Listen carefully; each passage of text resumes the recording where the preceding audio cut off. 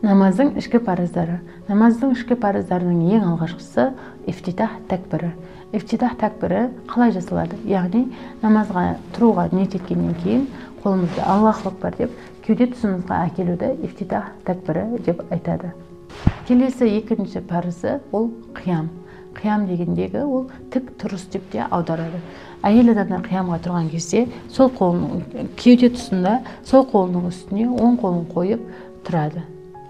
Келесі намаздың парызы ол қырағат, яғни кез келген бір Құранның сүресін оқу, кемі 3 аяттан тұрады. Төртіншісі ол рукух. Рукух дегеніміз ол иілу деген мағына береді. Әйел адамдар қолын тізесіне қойып, қыблаға қарап, яғни иілуді, еңкейіп тұруды айтамыз. Намаздың 5-ші ішкі парызы ол сәжде болып табылады. Сәжде дегеніміз мұрнымыз бен маңдайымызды жерге тигізіп, сондай-ақ қолымызды да жерге тигізіп тұруымыз. Және де намаздың ішкі парыздарының ең соңғысы ақырғы отырыс. Міне қыздар, осы 6 нәрсенің біреуі дұрыс болмаса, яғни біреуін ұмытып кеткен болсаңыздар жасауды, онда сіздердің намаздарыңызды қайтадан оқу керек болады. Бұл 6-ы міндетті түрде намазда орындалуы қажет.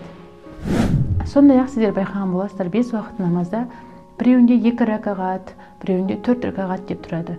Ракағат дегеніміз не? Ракағат дегеніміз ол бір қиям, яғни тіке тұру, одан кейін бір рукух және де 2 рет сәждеден тұрады. Яғни сіз тіке тұрып, рукуққа барып, және 2 рет сәждеге барғаннан кейін сіздің бір ракағатыңыз бітеді.